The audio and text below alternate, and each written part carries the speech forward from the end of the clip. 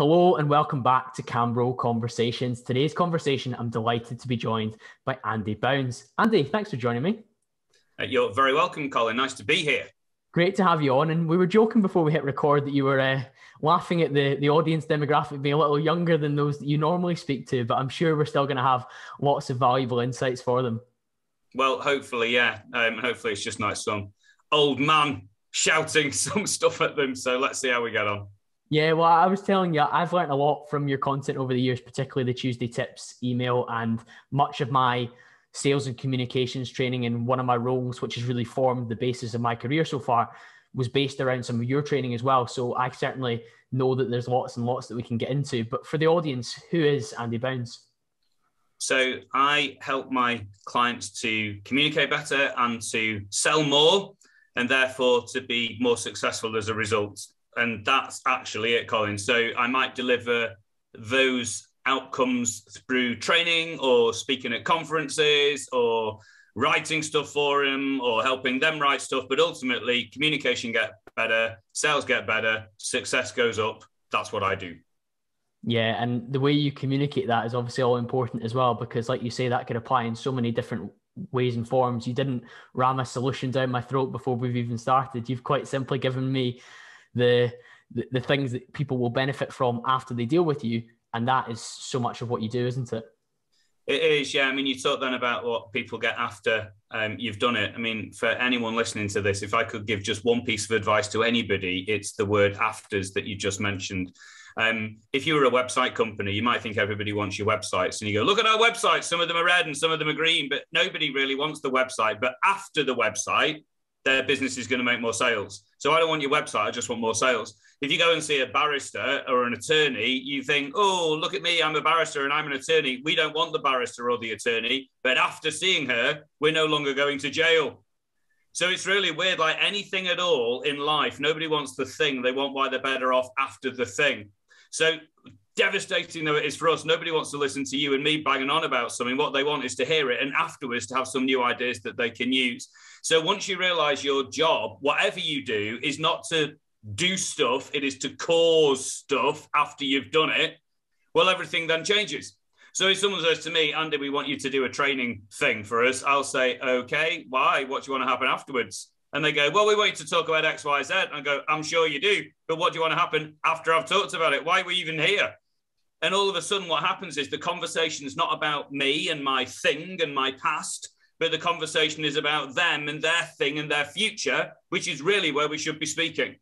So afters drives everything, obviously. But when you have a look at how people communicate, they don't tend to talk about that very much or indeed at all.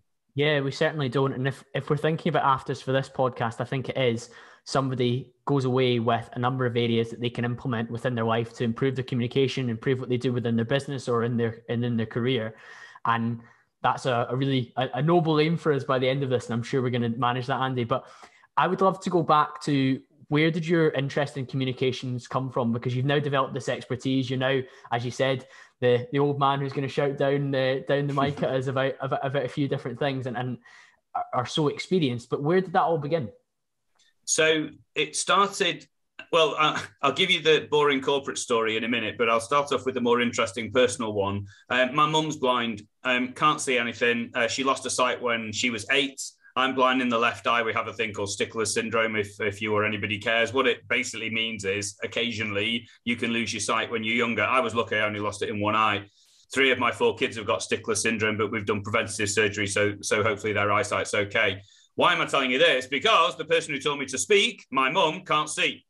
Now, I imagine when you were taught to speak, Colin, and most people listening to this, they were probably taught to speak by someone sighted. Now, I teach my children to communicate when they were little, and I would say, over there, there's a cow. Can you see cow? Say cow. Whereas mum, of course, didn't know the cow was there.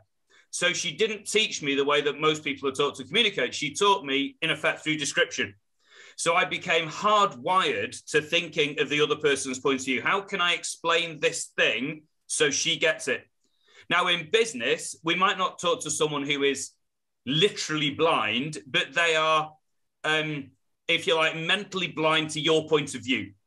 They don't see the world from your point of view. If you work in sales, they don't see why they should see you. Or if they do see you, they don't see why they should give you any money. Or they don't see why they should return your call. If you've got a boss, the boss might not see why she should even listen to you, and you just have to run away and do the technical stuff for her.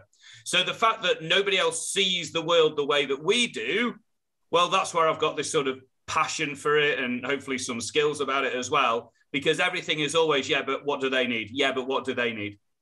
I think and the boring corporate credentials, I've won awards and written books. The mum story thing's better. Yeah, and it gives you that perspective from a young age and that unique experience. And I see this as a trend and a kind of golden thread throughout a lot of the guests, where their experience when they were younger and the things that they maybe found that they were good at or extremely challenged with became things that they started to coach people with and started to teach on to others because of the kind of unique perspectives and life experiences that they gained. And I've heard you speak about the beach ball before. Where did you learn that analogy? So I learned that from a guy called Paul McGee, who's brilliant. He's written loads of books, all bestsellers. He's a top guy. His most famous book is called Sumo, SUMO, which stands for Shut Up, Move On. So he's a really good guy. I like him a lot. And he introduced me and many others to the concept of the beach ball. And what he means by that, Colin, is if you imagine a beach ball floating in between us. Now, you know a beach ball's got 6 coloured segments in it. Well, you can see your side of the beach ball. So you think this thing's red, white and blue because they're the only 3 colours you can see. I think it's yellow, green and orange because that's my side of the beach ball. We're both correct, but also we're both wrong in that I don't think it's red, white and blue because I can't see those colours. And so the analogy that Paul makes here is replace the word beach ball and put it email. I might send you an email which I think is glorious and colourful and robust and scientific and thorough and everything, but your side of the beach ball is it's just really dull. Yeah. And sometimes with salespeople, they have an opening slide that says we were founded in 1922 and here's a map of our offices, and we think it's conveying gravitas and history and size. And the other side of the beach ball is, why are you telling me how old you are? And so all that Paul's saying about us say, oh, it's an amazing magical point. What Paul is saying here about communication is that we see the world from our side of the beach ball. Someone else isn't standing next to us. They're on the other side of the beach ball. So it's not an adversarial thing. It's just different. It's not better. It's not worse. It's just different. So our skills have to be to see what it's like from their side of the beach ball and communicate accordingly. Yeah, in the world that we currently live in as well, there's a lot of people who have their particular worldview or the lens that they view everything through. So these 3 colours on the beach ball for them.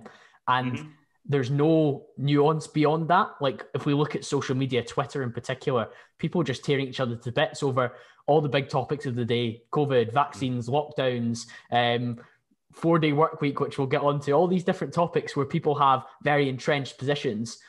By not acknowledging that there's even another side or another perspective that might have been formed by different experiences, we do really shut ourselves off from understanding. And if we transfer that over into the business world, as you've done, then it's very difficult for us to come to a mutually agreeable win-win situation, which is obviously the outcome of a lot of business transactions that we look for. So I guess, how do you look to implement this understanding of what the beach ball looks like into how we actually communicate? Well, I mean, it depends on the situation, but a simple way to start is when you're talking to someone, remember the phrase, tell me more, because people don't do that. So let's say you and I have a conversation. You say, oh, Andy, I didn't have a good day at work. My boss was a bit shouty with me. And I say, oh, yeah, my boss shouts at me sometimes. Well, I don't like it. And you say, yeah, I know, he was ever so unfair. I just didn't think it was right. And I say, yeah, it's not right when mine does it as well. And what happens is we both think we're having this really nice conversation. We're not. We're both having parallel monologues. You're talking about your work with your manager. I'm talking about my work and my manager. Neither of us gives a toss about the other person's story. So the best way to do it is with phrases like, tell me more. So you say, Andy, I've had a bit of a bad day. I've got a bit of a shouty manager. And I go, I'm sorry to hear that. Tell me more. What happened? Well, Andy, and now I'm listening. And then I can use other question words like, so why did that happen? Like, when did that happen? God, how did you feel about that? God, that sounds rubbish, doesn't it? And so people don't do that. So let's use another thing, which is, without trying to date this podcast, who knows what was going to be happening in a couple of weeks' time. Boris Johnson and his lovely Downing Street parties. Let's say you just think, oh, he's just a lovable cad having a bit of fun. And I think, you what?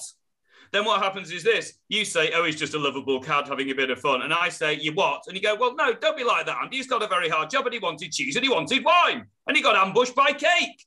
And I'm saying, yes, but when this happened last year, and so it's one of these that we think we're listening to the other person, but we're having two parallel monologues. So I don't think that about Boris Johnson. Tell me more, Colin. Why do you think that? Help me understand your point of view. I'm not listening so I can then correct you. I'm listening because I desperately want to understand it. And one of my favorite phrases to say is, I'd never thought about it like that. Help me understand why you say that.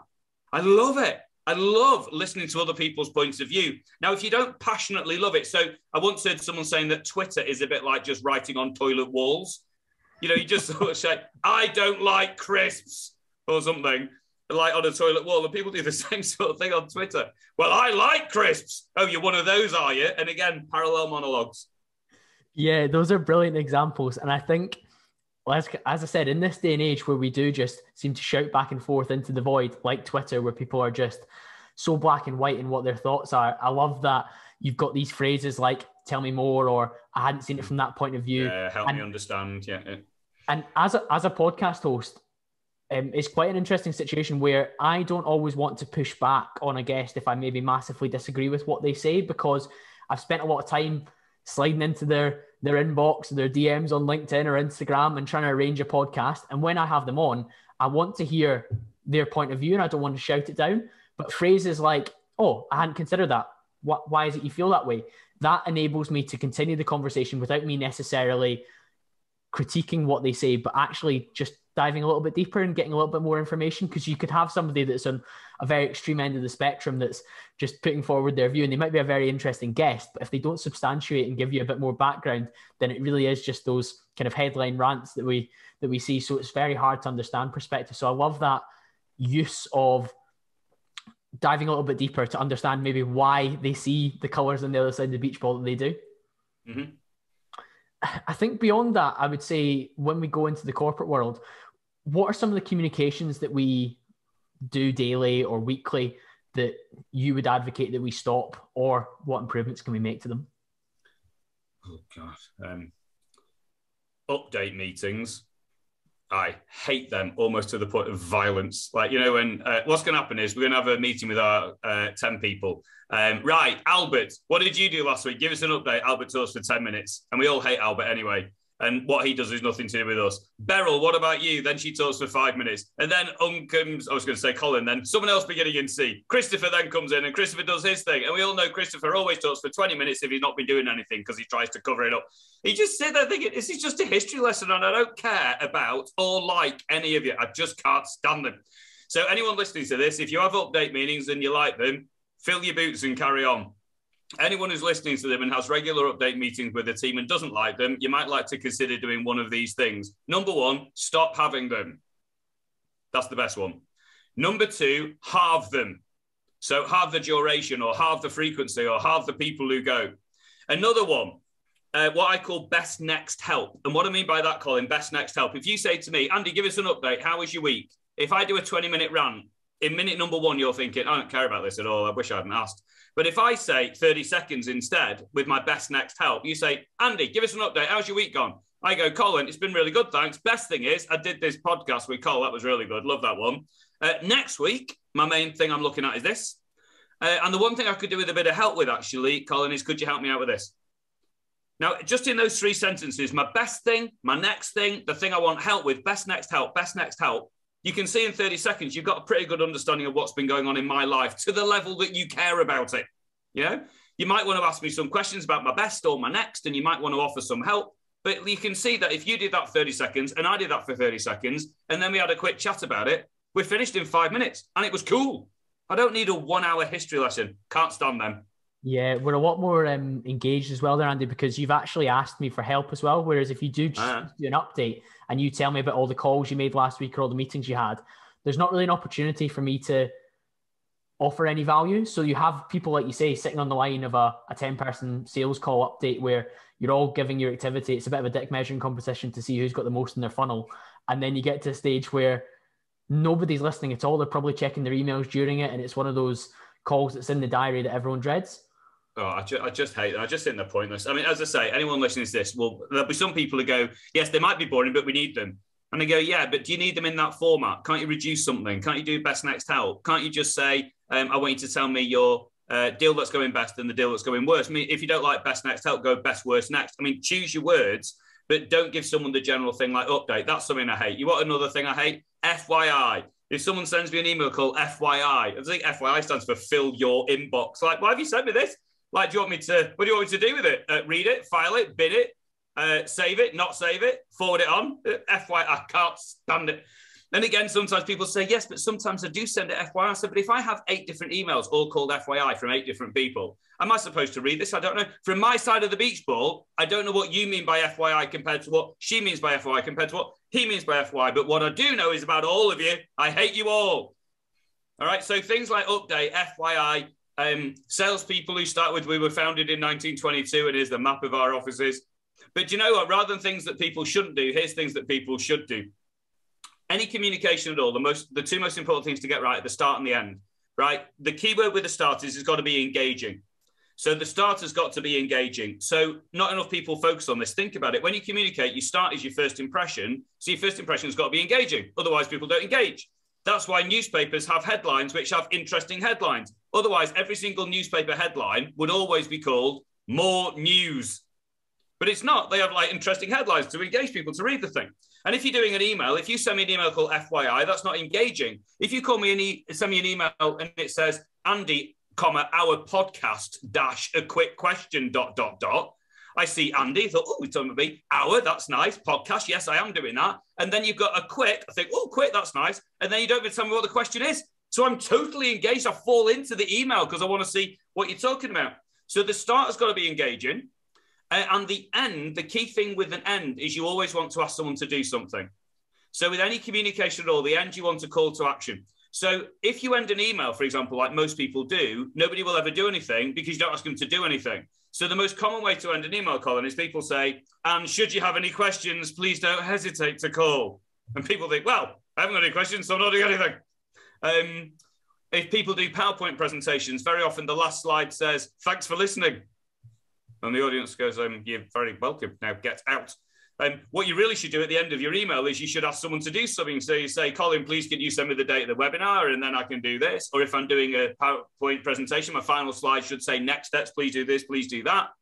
So a bit ranty this, so I'll shut up in a second, but let me just summarize with the 4 words I've just said. Start, engage, end, do.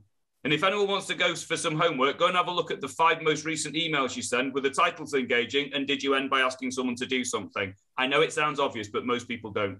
I love that as advice, Andy. And in terms of my open rates for particularly cold emails and getting podcast guests on in this kind of side project stuff that I do, having engaging subjects on the email is a total game changer. Whereas if you put something really, really dull and standard, you just become another name at the top of their inbox that ends up either with this beautiful little black cross thing that you click and it gets rid of it, or it just gets filed to get read at some point in the near future when they're less busy. And the truth of the matter is that they're never really less busy when it comes to that kind of thing. So I've certainly found that extremely actionable. The do part, I think, is harder for some people because they do send so many emails that are designed purely as almost like a tick box, either maybe regulatory exercise or it's a follow-up to a meeting where they're like, and I'll do this and I'll do that. And there's very little ask of the other customer. So I went to see one of my clients yesterday in Birmingham and thinking of some of the lessons that I've learned from people like yourself over the years, making sure that I get some sort of commitment from the client as well to actually do something, even if it's something small, can add to the value at the end of the email, because otherwise it is just a big trail of all the things that I've discussed with them during the meeting. And that's good from a regulatory perspective to have that information.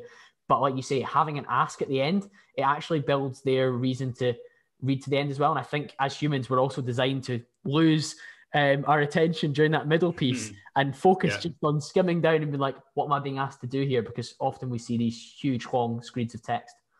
Yeah, and that's why I like this idea about call to action, because I know that some people will say, yeah, but sometimes we have a meeting and it's just to update everybody.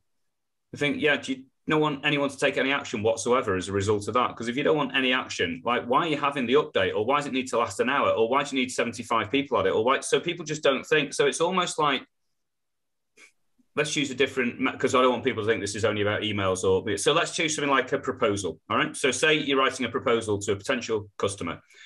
Going to what I said before, start, engage, end with the do. So start engaging. You want your title of your proposal to be interesting. Most titles of proposals aren't. So it gets called Our Proposal, which is not very interesting. But if I'm talking to you and I know you want to export into Belgium, if I call it Our Proposal, how I'll help you export into Belgium, well, you're now interested, right? If I was talking to someone the other day and they do financial services and they had something they call a financial report and they sent it to the client. And I said, put the client's main priority on the title. And so what they did is they sent it out and it was now called Andy's Financial Report to ensure you can retire before you're 60.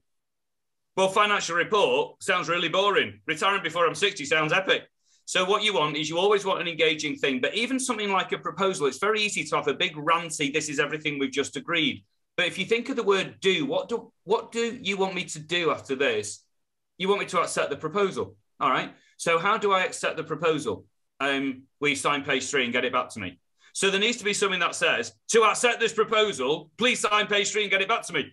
But I know people don't do it. So they have this thing called Our Proposal. And then the final section says summary of the benefits of working with us. And they don't say it'll help you retire at 59. And they don't say sign page 3. So people don't open the thing because it sounds boring. And then they don't act on it anyway. So yeah. I do what I said about ranting. I have a right rant about this. I'm bringing it right back. Over to you, Colin. No, I love it, Andy. And I guess you've given examples there for emails and proposals, which I think are really valuable. What about for presentations? Okay, presentations. So again, start, engage, end with a do. So what you want is on your opening slide, you want something that the audience goes, now that sounds cool. And you either put it in the title and or the subtitle. So I was talking to someone the other day and they, one of the things they do is they train Excel, you know, the spreadsheet thing. And people were coming to a course and it was called Excel Intermediate. And he said, there is nothing engaging about Excel Intermediate. I mean, it's not even advanced, it's only intermediate, it's Excel. And I said, well, put a subtitle on. And he goes like, what? I said, well, what's the main benefit of attending? He said, well, they'll know how to use Excel. I said, nobody wants that. What happens after they use Excel? I said, well, they use Excel. So why is that good? So I kind of saying, why is that good? Why is that good? Why is that good? And eventually the person I was speaking to almost screamed, because they'll save at least 2 hours every week. And I go, there's your subtitle. So it is now called Excel Intermediate and a subtitle, how you can save 2 hours every week. And so that's how you make the title engaging. You either put it in the overall title, Excel save 2 hours, or you put it in a subtitle. So it's called Excel Intermediate, and then it's called how to save 2 hours every week. Yeah. Then when you go to the final slide, what you want on the final slide is the do. You want the final slide is what you want people to do next. So you might head it up with next steps, and then you say what you want your audience to do. Or if you don't know what the next steps are going to be, because sometimes, Colin, we don't know what the actions are going to be until the presentation's finished. In that case, your final slide should say next steps ? Yeah. So if you know what you want them to do, you say next steps, do X. And if you don't know what you want to do, call it next steps ? But can you see if I end a presentation to you and my final slide says next steps ? I can then say to you, so based on what we've agreed today, Colin, what do you think our next steps should be? But if my final slide says, thanks for listening, you'll probably show me a slide that says, and thanks for talking. Now leave. Yeah. And then you have no idea whether you're going to progress. And I think that happens to a lot of salespeople where we do this pitch and then there's no agreed deadline for when companies will come back to you. There's no agreed next steps. And we go into this kind of email, ping pong tennis, whatever term you want to use, where you're going back and forth saying, have you had a chance to look at my proposal yet? Have you had a chance to review what we agreed? Whereas if you've got next steps ? We leave the opportunity to say, well, in terms of next steps, you can let me know by Friday whether we progress with this or whether you want us to make any amends or whether you're going to go down a different route. And you agree maybe when your next phone call is going to be, when your next meeting is going to be, and you actually put in concrete something that's going to move forward. So I love that finality to a presentation versus, like you say, that classic, thanks for listening. If you've got any questions, please let me know. Yeah, I'll leave it with you. Give me a tinkle when you're ready. That can't be doing with that. And sometimes people hear this and they go, Andy, that sounds a bit abrupt. And I go, yeah, but I don't think it does really, because if you think of the scale passive aggressive would be ring me up or I'm going to smash your face in. I think that is needlessly aggressive. But passive is thank you very much for listening. It's been just a privilege to be here.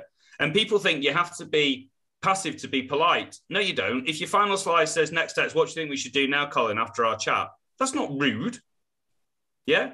Do an action or I'll smash your face in is rude. But what do you think we should do next, Colin? How can I best help you going forward? And then sometimes what I'll do, you said about having a follow-up call on Friday. What I'll sometimes do is I use the phrase telephone tennis. And I'll say, I'll tell you what, let's avoid telephone tennis. with our follow-up chat. Why don't we just quickly agree now when we should have a follow-up call? We could bang it in the diary, just 5 minutes, but then at least that way we don't hit each other's voicemail. I don't know anyone who says, no, I like playing telephone tennis, thanks. So at least that way you get control and you've got an action and you've got a follow-up date booked in. It's just so much more likely to work. Yeah, undoubtedly. And like you say, that is the kind of wasteland where deals go to die, isn't it? With that period afterwards where you think you gave a good presentation, but you haven't actually had any concrete feedback. You've not even asked for it. So how can you expect it beyond actually putting something concrete?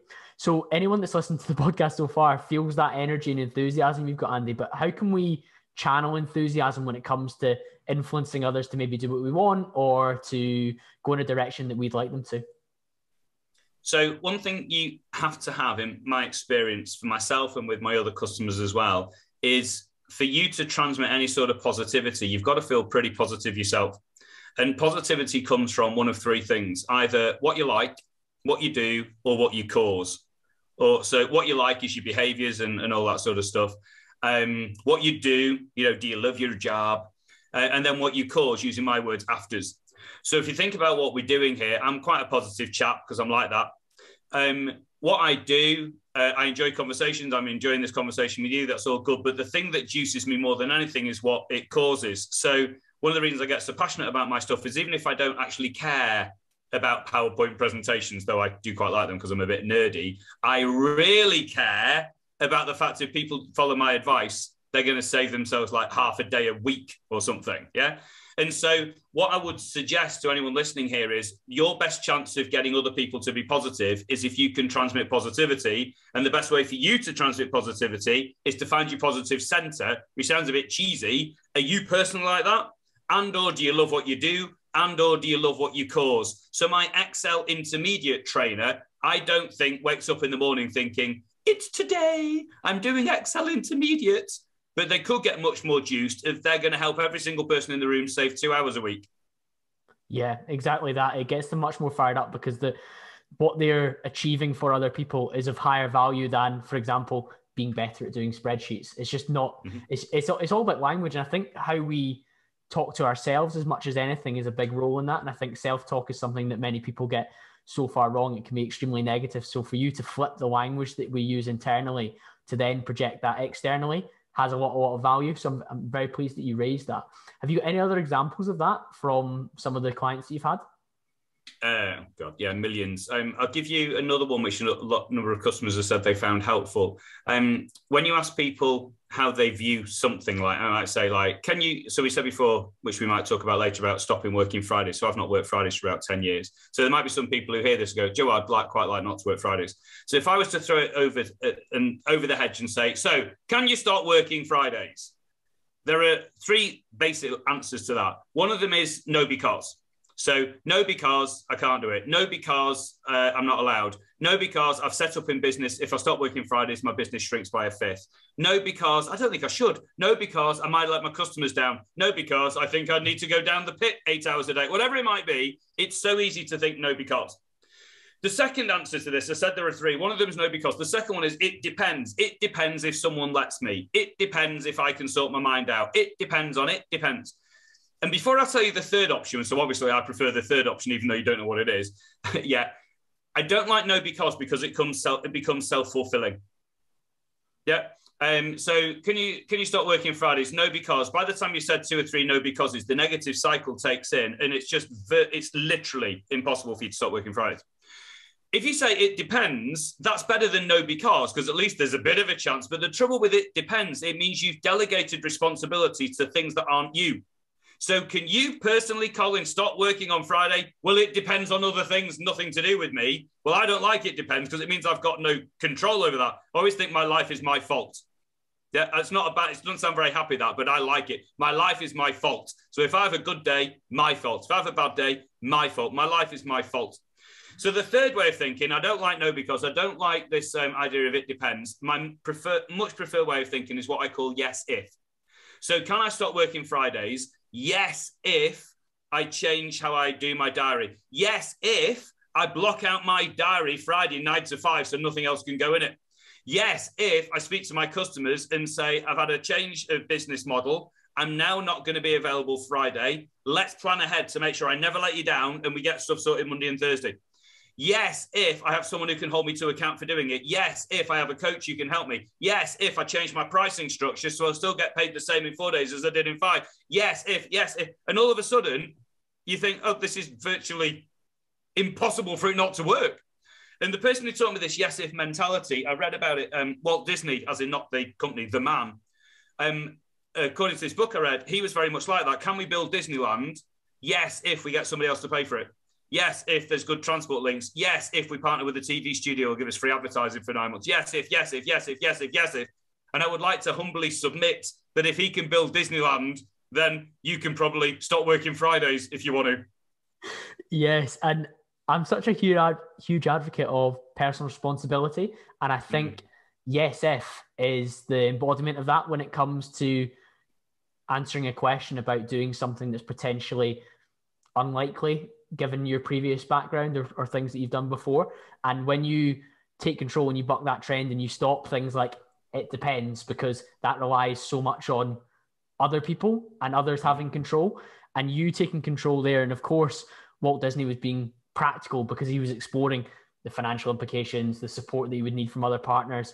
But it was all within his own sort of control where he was saying, yes, but if I can make this happen, then of course this can happen. Not, it depends if this happens because some divine force will allow it to happen. So I find that very, very interesting. One of the other things that I've heard you speak around in terms of communications and sales is the 3Ds. How do you apply that when it comes to things like follow-ups? The 3Ds. Have I caught you by surprise, Andy? Because I remember you speaking about 3Ds when it comes to follow-ups, and it was to do with things like deadlines and... Oh, yeah. Sorry, I've turned that into 2Ds now. So 3Ds, here we go. So more efficient, though. Yeah, well, more efficient, but I've missed a really important one out, clearly. So here we go. So here's the 3Ds. So with follow-up, there are 3 things you need. Number one is the point that we've just sort of said. You need to actually get some deadlines in. The second D you need is diary. And by that, some sort of reminder. So let's say you've had a really good conversation and you agree what the action is and you get the deadline for it. That's good. That's the first D. But if the deadline's a week on Thursday, you might forget a week on Thursday. So you need to put something in the diary to remind you to do it. And if you need to do some sort of action, you might need to block out half an hour or an hour, whatever the time is, to make sure you do it. So yes, you need the deadline. The second D is the diary. And the third D is discipline. And what I mean by discipline is when your diary entry comes up, you have the discipline to do it. I've seen so many people who want to make some change. And when they want to make change, let's say they want to, I don't know, stop eating cake. So they put in the diary, stop eating cake. And then what happens is this diary entry comes in saying, stop eating cake. And they go, oh, God, I fancy cake. And they just dismiss it. Oh, I've seen people do a similar thing. I want to stop working Fridays. So they have a diary entry. It says on Friday, don't do any work today. And it comes up and they just dismiss it and do work. So having the deadline and having the diary is one thing, but you absolutely need the discipline to do it. And very often, much as we'd love it, people don't always have the discipline for everything. Like, so some people are very disciplined about X, but they're not about Y. Yep. So the advice that you always want to give with that is with discipline, it's not up to you to have your own discipline all the time. You might need someone else. So for example, when I know that that's the sort of thing I could press dismiss, I will always ask someone to hold me to account. It might be my PA, it might be my business coach, it might be my wife, it might be my kids, it might be my colleagues, it might be my customer, but I need somebody else involved if I think when that comes up, I'm pressing dismiss. So the 3Ds are deadline, know when you want it done for. Secondly, get it in the diary. And thirdly, you and or someone else needs to make sure you have the discipline not to delete it when the diary reminder comes up. Yeah, I love those. And I think when it comes to the diary, it reminds me quite a lot of a recent guest. Are you familiar with Nair Rial? He wrote a book called Indistractable. So Nair was on recently and he was speaking about time blocking out, because I've loved for a long time a written to-do list. But of course, the kind of nature of human beings is the work that we have expands to the time that we have available to us. And if you're logged on, for example, 9 till 5, Monday to Friday, of course, that to-do list expands out, even if somebody like yourself, Andy, is completing a similar to-do list in a Monday to Thursday timeframe. And time blocking out that, for example, of course, we're recording this podcast for this particular hour segment, but afterwards, the appointment that's in afterwards, there needs to be real discipline to that. Whereas it's much easier to turn up for the one where somebody's going to be there and you're held accountable. You have to be on this Zoom call at this particular time. But that next appointment might be send 3 prospecting emails to potential podcast guests, Colin. And I might think, oh, well, I might dismiss that. Whereas that discipline element is that third D that comes in and actually ensures that we live the life that we intend to, and we take action on the things that we told ourselves that we would actually do. Yeah, and if you need someone to help you have that discipline, that is absolutely not a weakness. That is absolutely fine. If anything's a weakness, it is not getting help. Yeah. So every single person who's listening to this, and you and I, I'm sure are the same, there've been some things we started off with good intentions and we've fallen by the wayside. It might be something which we might think is relatively petty. I don't know, like flossing your teeth or something. Or it might be something really important, like stopping working Fridays or spending more time with the children or whatever anybody's thing is. So all of us can fall by the wayside of it. These things happen, but getting someone else to help you is really important.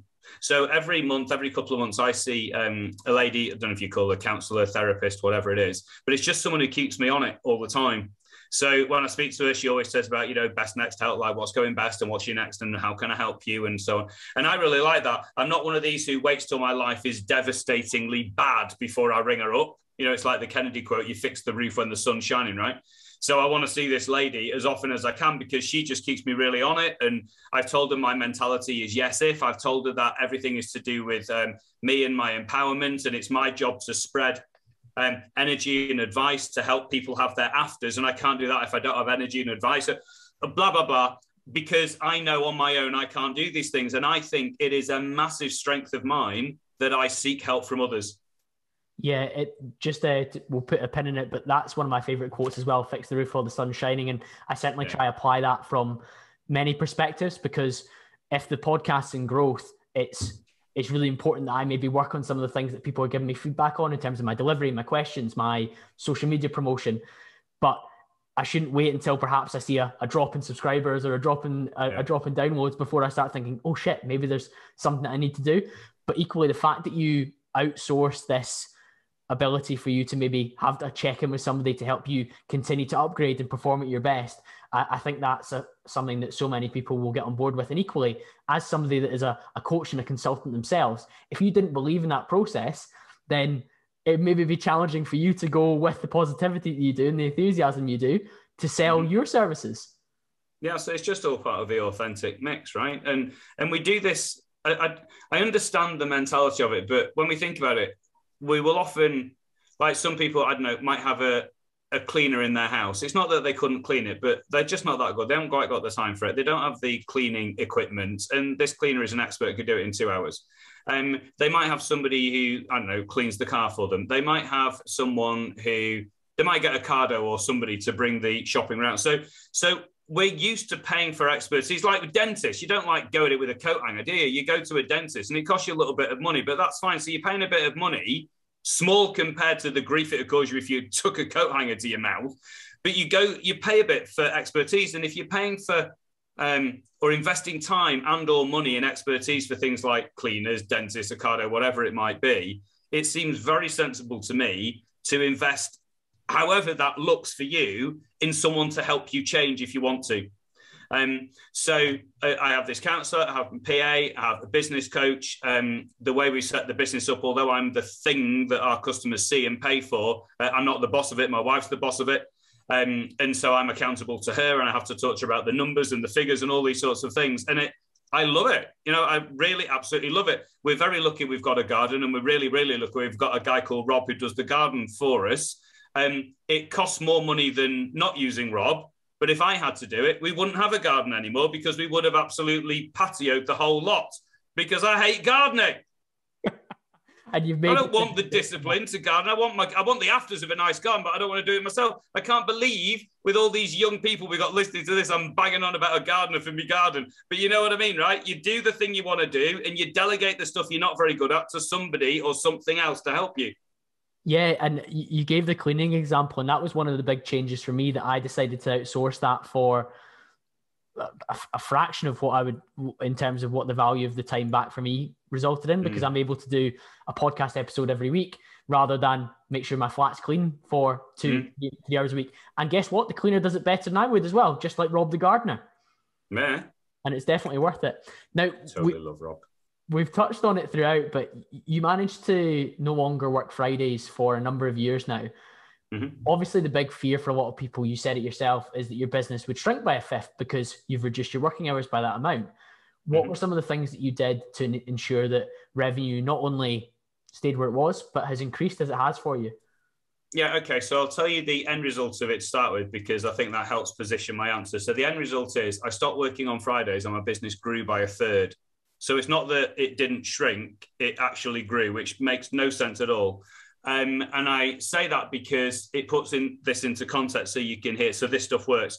The first thing I did is I forensically analysed every single thing I did. And I asked myself, could I stop doing that or reduce doing that or do it in a better way? So every single thing. And so, for example, let's say I was going to have a meeting with someone and they were half an hour away. I'd have half hour to get to them. A meeting, which you'd usually do the best part of an hour because they always are for some reason. And then it'd be about half an hour coming back. So that took 2 hours. And if I did like 5 of those in a week, that's 10 hours. And I thought if I can somehow stop doing those, that's 10 hours. That means I don't work Fridays anymore. And then, of course, I had a look and I thought, well, I have some internal meetings and they take 30 minutes. What if I could get it down to 15 minutes? And then I do this every week. What if I did it for every 2 weeks?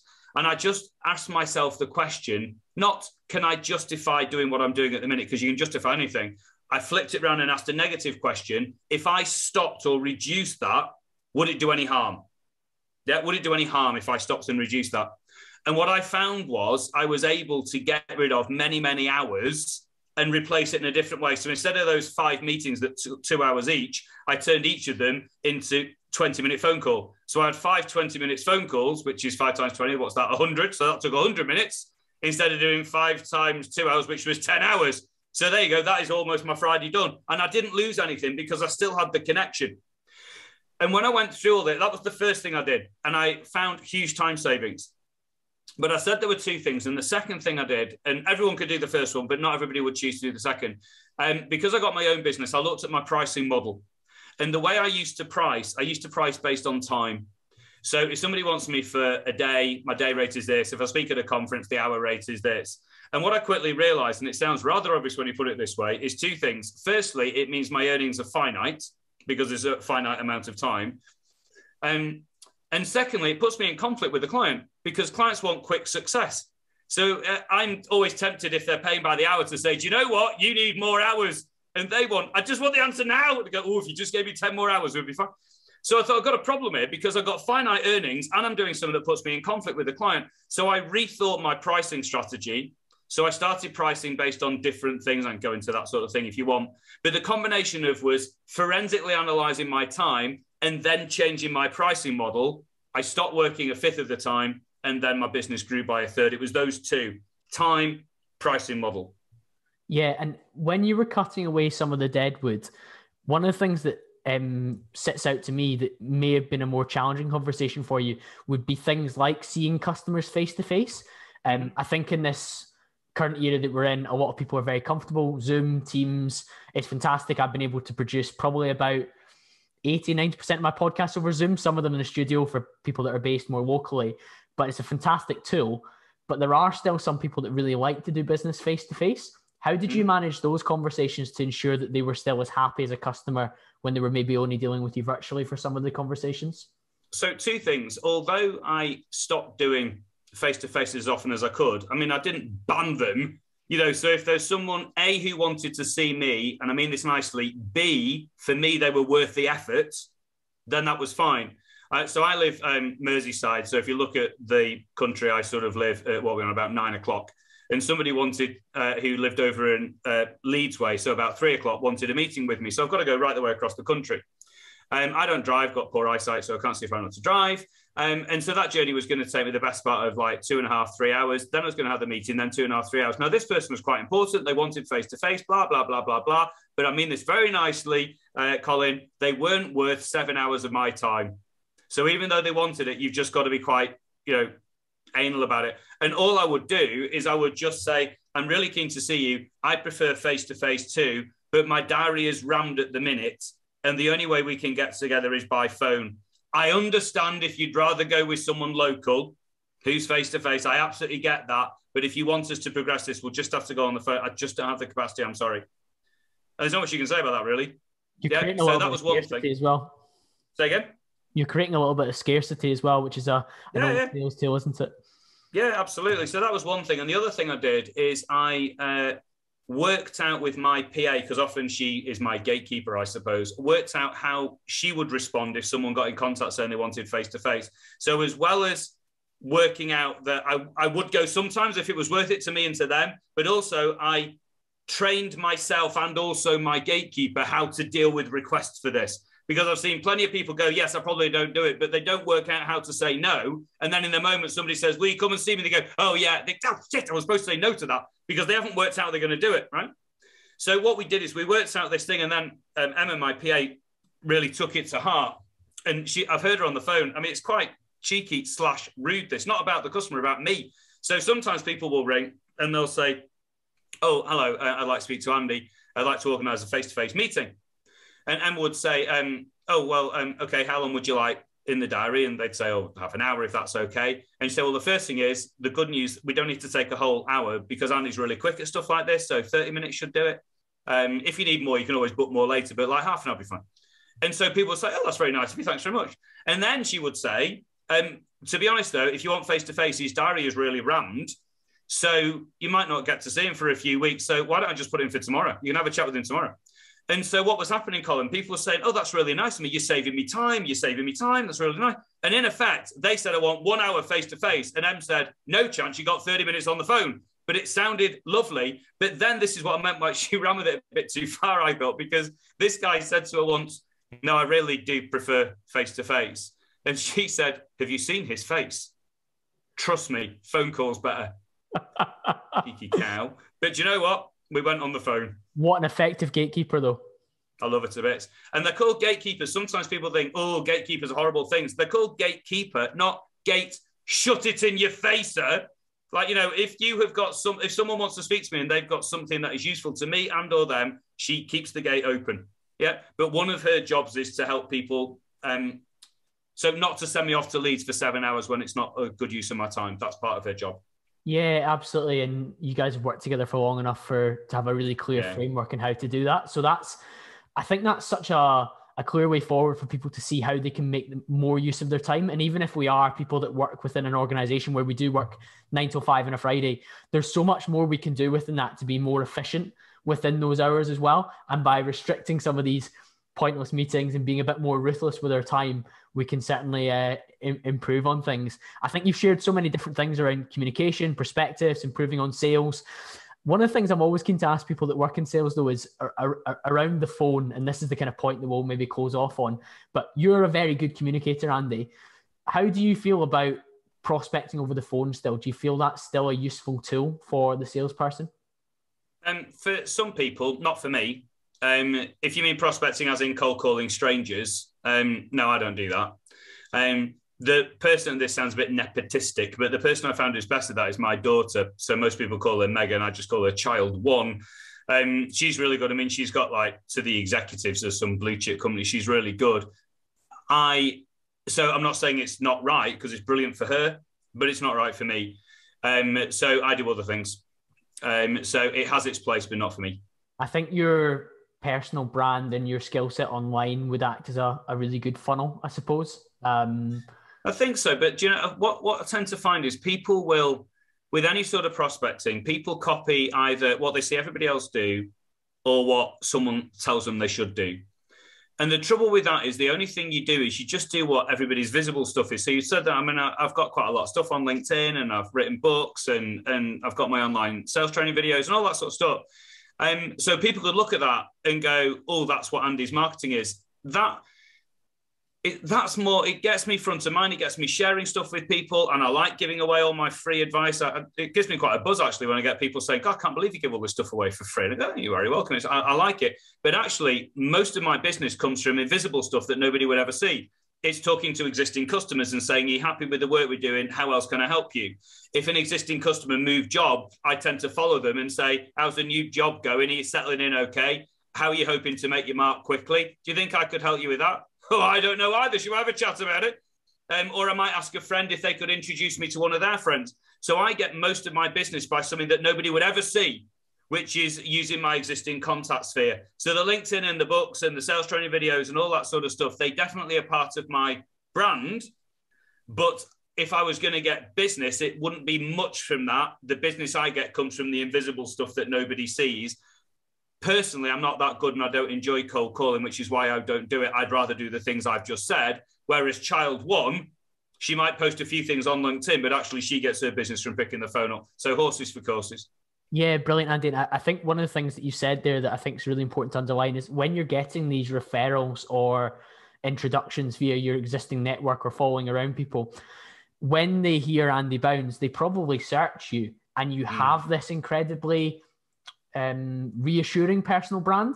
So it's not as if they've introduced somebody that, oh, he did some good work for me, but you can never see anything of what he's been up to or who he is. So you've got that kind of digital footprint and that reassurance that this guy is the real deal when I do introduce you. And I think that's something that a lot of business owners, but also sales workers need to have in behind themselves rather than just perhaps these brilliant networks.